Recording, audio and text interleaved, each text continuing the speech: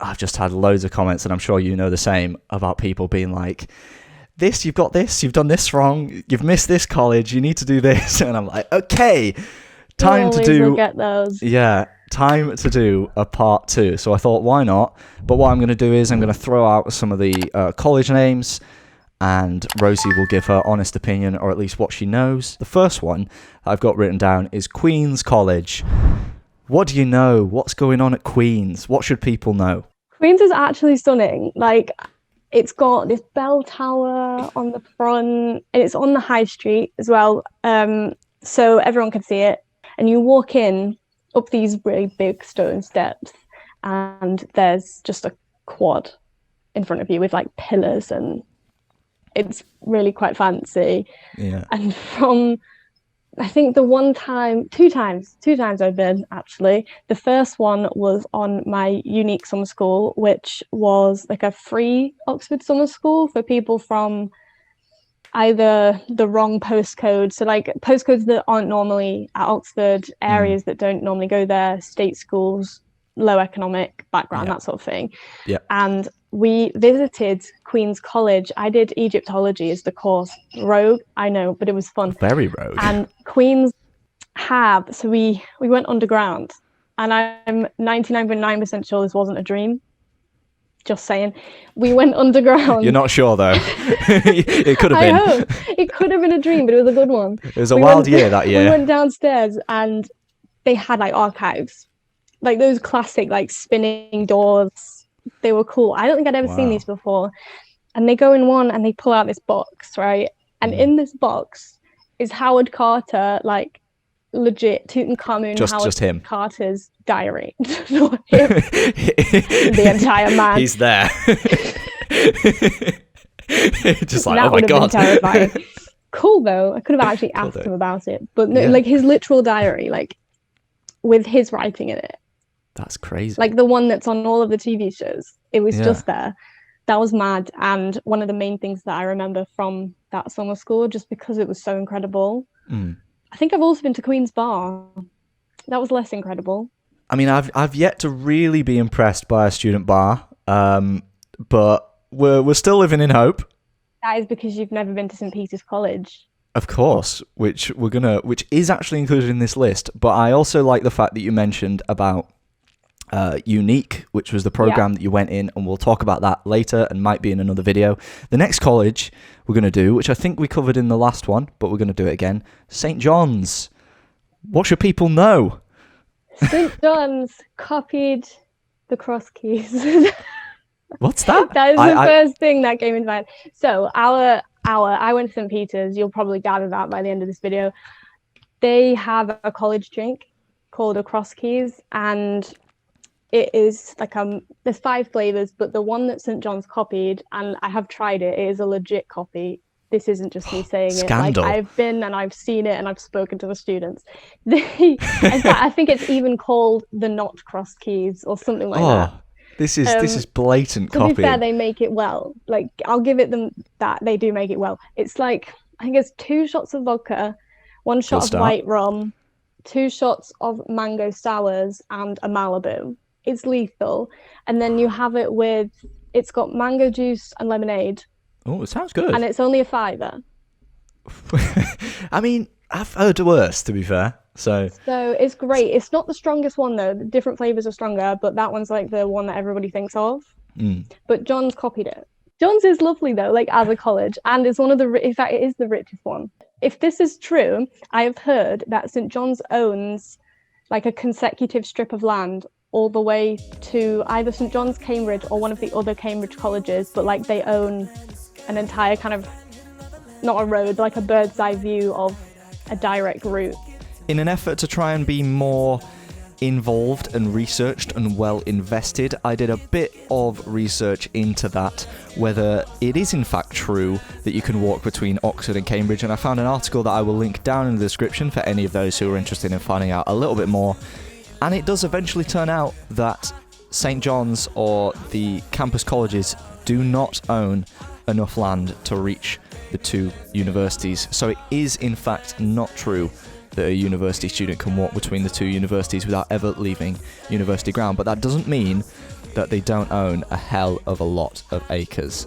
If you want to find out more, feel free to check the article in the description below. But until then, let's get on to the next college. And the next one, which I was so self-conscious after the last one, because there was quite a few where I knew I'd pronounced them wrong, and we had a little bit of a laugh in the first meeting that we had. And I've still kept it bracketed and enunciated, so just so that I wouldn't say it wrong. Whittam is stereotypically, and I say stereotypically, very left-wing.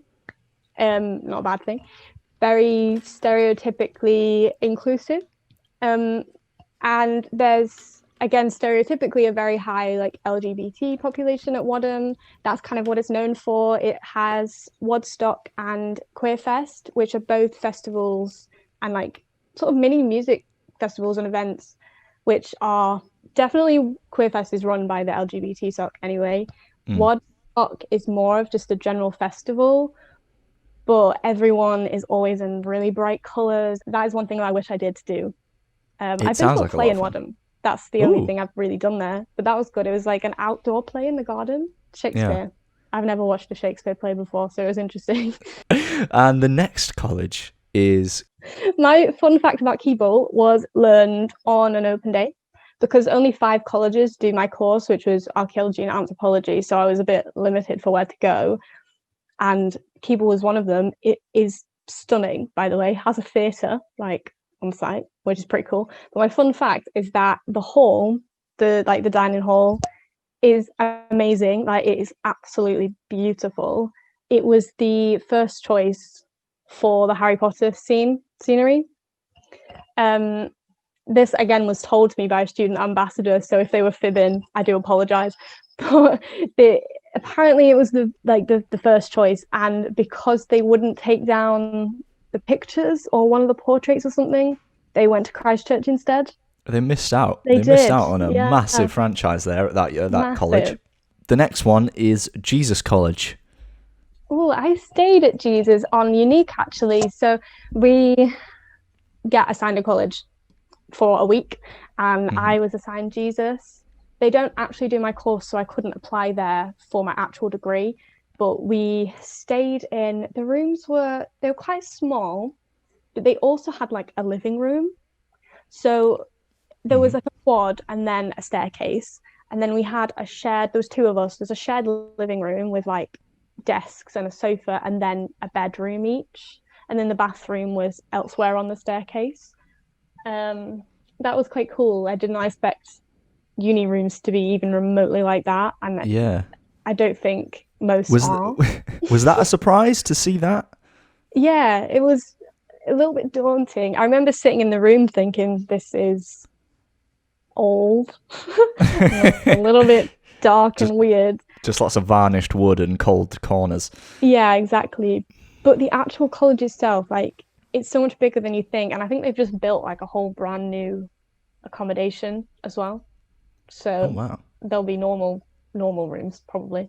They have a nice JCR and they're stereotyped for being very Welsh heavy.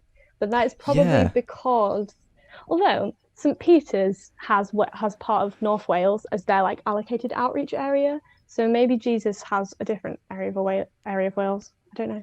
I'm not sure where that stereotype came from. And the last college, which obviously you're going to smash out the park, St Peter's. Yes, the best one. Not for everything, but you enjoy where you get put. Like, the tutors know what they're doing. They put you where they think you will thrive best as a person and where you'll work best with the tutors. And for me, obviously I didn't get to experience anywhere else, but I do think I was put in the right place. Peters felt really down to earth. It wasn't 500 years old. It wasn't 1,000 years old. It was built, it's still old. It was like built in the, I think like the 20s. That's still pretty old. Yeah, it's pretty old, but not even remotely like all the grandeur of the other colleges. And it's right in the middle of town. So like literally in the town centre, you don't have to walk anywhere. Sometimes it's a bit loud. It's more like a normal place. Yeah. And the bar is on site, completely student run. So I, for example, when I was in second year, I would know because I was the treasurer, co-manager, treasurer. pretty much the same thing, except my main job was to like look after the staff, make sure they were paid, sort their hours, hire staff, train staff. It was experience that I never thought I was going to get at uni ever, because we were told outright that we weren't allowed a job, and that obviously scared me because how am I going to afford it? And Exactly. The only way I did afford it was by working, I think it was like 14 hours a week. We did bar shifts as well as all the behind the scenes work, and it meant that I could afford my second year house because I have to live out like in the town, which is expensive. I know people that say that about 14, 15 hours a week of work is about the limit if you're also doing like a heavy degree. So could not have done any more. Like we had 2 essays a week. I think I probably did burn out, but also having the job meant I had a balance, and I don't regret it in the slightest. I would definitely recommend people take like a college-based job because there's always that flexibility. You can't be like, oh, I can't make it, I've got so much work, because everyone's in the same position and they'll be like, okay, I'll cover you, it's fine. Like, it's not like a normal job in the sense that they'll be like, no, this is your shift. Yeah. Everyone will support you and get you through it. It's really nice. I think that's partly to do with it being student run as well, and that everyone wants shifts because everyone needs money. That is very true. Everyone needs money. But no, doing a sort of college run job, if you can find it in a bar or even just like the college committee, if it pays at least a little bit, it gives you some great sort of life skills. Open days, interview helping, summer schools, they're all jobs that you can do at Oxford that, I mean, they get around the kind of rule that is an elitist rule. It is, and I'm not afraid to say that it's completely elitist because not everyone can just afford it. In fact, most people can't. Thank you very much for taking us through some of those colleges. All right. I'm sure we've got plenty more that we can cover with other guests, so there'll probably be a part 3 at some point. Baby, let's get lost.